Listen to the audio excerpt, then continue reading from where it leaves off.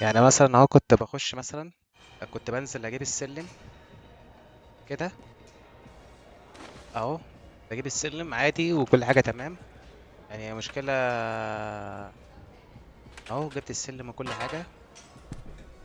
بعد ما جبت السلم اهوت وبعد كده هحطه، كنت بطلع يعني دلوقتي خلاص ماشي. معلش خليكم معايا بس لحظة اهوت. هطلع دلوقتي، كنت بطلع السلم مثلا يعني هو لحد هنا تمام كده، بتكا اللي بيه عادي. الحاجات اللي جوه المربع ده، يعني الواي مثلا، الاكس، الاي، البي، ما كانتش بتظهر عندي خالص. يا باشا دلوقتي مثلا، دلوقتي بقيت الحمد لله بتك اهو، بتك بي وبعد كده اكس وبعد كده واي، بعد كده اكس وواي عادي، والدنيا تمام اهو. بي، واي، بي، اكس، واي، بي. وبص، وبجيب الشنطة ايه، بي، اكس، ايه، بي، ايه، بي. بجيب الشنطة عادي. الاول ما كانش بيظهر لي حاجات في المربع ده. دي مشكلة بيقع فيها اغلب الناس كتير قوي. ماشي، دي مشكلة كان بيقع فيها اغلب الناس كتير جدا. فايه الحل بقى للمشكلة دي؟ ان الحل للمشكلة دي بيبقى انت بيبقى عندك انت على الجهاز بيبقى فيه اكتر من تعريف قديم انت كنت حاطه على الجهاز. وتيجي مثلا يعني انت محمل مثلا اكس بوكس، مثلا حملته مثلا 3 4 5 6 7 مرات.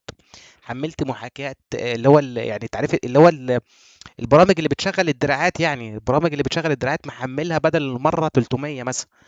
الحل هنا بقى، الحل البرنامج الجميل ده اللي هو اسمه يو اس بي دي اي في اي اي دبليو 64. البرنامج ده انت تحمله بقى عادي، خش على الموقع الرئيسي بتاعه وحمله. هو ده البرنامج ده اهو، هشغله كمسؤول اهوت. ده بيظهر لك كل التعريفات القديمة اللي مش يعني كل التعريفات القديمة اللي كانت شغالة على الجهاز قبل كده.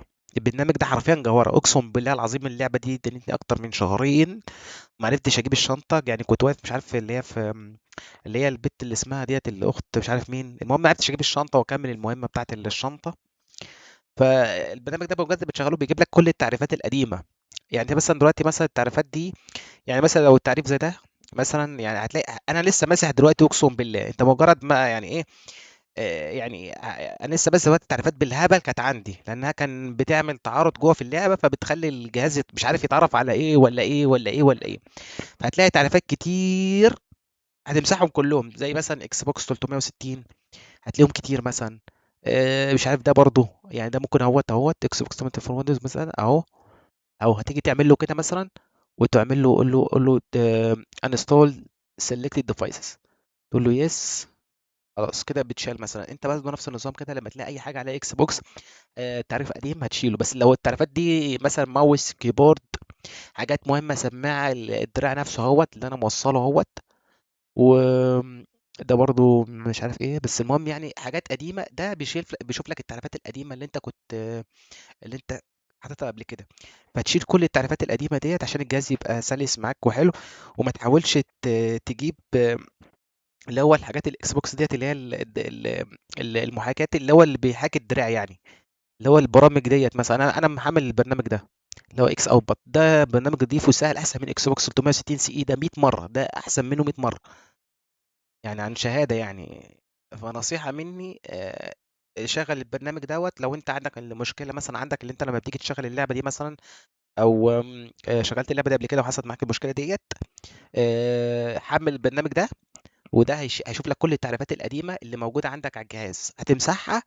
آم، هتمسحها كلها وتعمل ريستارت للجهاز، وتبدأ بقى ايه، تشغل دراعك من الأول، وتشغل البرنامج ده برضو اللي هو البرنامج ده من الأول. تمسح التعريف القديم بتاعه أو وتسطبه من الأول يعني، وتبدأ تسطب الدراع بتاعه، وشغل وعيش يا باشا. مع السلامة يا رجالة، شكرا.